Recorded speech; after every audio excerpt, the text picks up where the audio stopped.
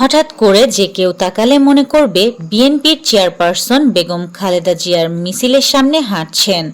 কুমিল্লা দক্ষিণ জেলা স্বেচ্ছাসেবক দলের ৪৫তম প্রতিষ্ঠাবার্ষিকী উপলক্ষে বর্ণাঢ্য র্যালিতে খালেদা জিয়ার মতো সেজে অংশগ্রহণ করেছেন একজন। অন্তর্বর্তী সরকারের আইন উপদেষ্টা আসিফ নজরুলের পদত্যাগের দাবি জানিয়েছেন জুলাই শহীদদের পরিবার ও আহতরা।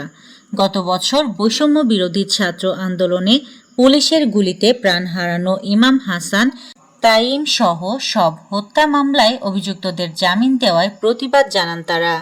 বিএনপির কেন্দ্রীয় কমিটির সহ গণশিক্ষা বিষয়ক সম্পাদক আনিসুর রহমান খোকন তালুকদার এনসিপিকে ইঙ্গিত করে হুঁশিয়ারি উচ্চারণ করেছেন।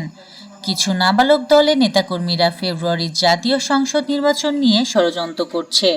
আগে বাচ্চা হয় তাদের মাফ করা হয়েছে, কিন্তু এখন যদি তারা পাগল হয় তাহলে তাদের মাফ করা হবে না। ক্ষমতার অপব্যবহার ও জালিয়াতির মাধ্যমে ভূমিহীন ও সাধারণ মানুষের জমি দখলের অভিযোগ থাকায় সাবেক প্রধানমন্ত্রী শেখ হাসিনার সামরিক সচিব ও ঝিনাইদহ ৩ আসনের সাবেক এমপি সালাউদ্দিন মিয়াজি, তার স্ত্রী নাজমা বেগম, মেয়ে সামিহা শবনম ও রাইয়া শবনম মিয়াজির দেশত্যাগে নিষেধাজ্ঞা করেছেন আদালত। হবিগঞ্জ পল্লী বিদ্যুৎ সমিতির অধীন নবীগঞ্জ উপজেলায় এক দিনমজুর গ্রাহকের নামে আগস্ট মাসের বিদ্যুৎ বিল এসেছে ১,৬৭,০৯৫ টাকা। এই ভুতুড়ে বিল নিয়ে সামাজিক যোগাযোগ মাধ্যম সহ সবখানে তোলপাড় শুরু হয়েছে এবং চরম বিড়ম্বনার শিকার হয়েছেন ওই দিনমজুর। পল্লী বিদ্যুৎ অফিস বলছে, কম্পিউটারে ভুলের কারণে এমন ঘটেছে। বিল প্রস্তুতকারীকে কারণ দর্শানোর নোটিশও দেওয়া হয়েছে। ইসরায়েলের প্রধানমন্ত্রী বেনিয়ামিন নেতানিয়াহুর কথিত গ্রেটার ইসরায়েল মন্তব্যের বিরুদ্ধে নিন্দা জানিয়েছেন জর্ডানের প্রধানমন্ত্রী জাফার হাসান। এই ধারণাকে একটি কল্পনা বা বিভ্রম বলে অভিহিত করেছেন তিনি।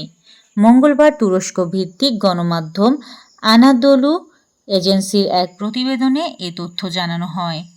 স্পেনে চলতি গ্রীষ্মে অতিরিক্ত তাপদাহের কারণে ভয়াবহ পরিস্থিতি রূপ নিয়েছে। গত ১৬ দিনের মধ্যে ১,১৪৯ জনের মৃত্যু রেকর্ড করা হয়েছে, যা ৩ আগস্ট থেকে ১৮ আগস্ট পর্যন্ত সময়ের মধ্যে সংঘটিত হয়েছে। নতুন ক্রিকেটার তুলে আনার লক্ষ্যে শুরু হচ্ছে চট্টগ্রাম আঞ্চলিক টি-২০ ক্রিকেট টুর্নামেন্ট। চট্টগ্রাম বিভাগের ১১টি জেলা দল নিয়ে ২৮ আগস্ট শুরু হবে ফ্রাঞ্চাইজি ভিত্তিক চট্টগ্রাম আঞ্চলিক টি-২০ ক্রিকেট টুর্নামেন্ট। চট্টগ্রামের বীরশ্রেষ্ঠ মতিউর রহমান স্টেডিয়াম ও জেলা স্টেডিয়ামে হবে ম্যাচগুলো।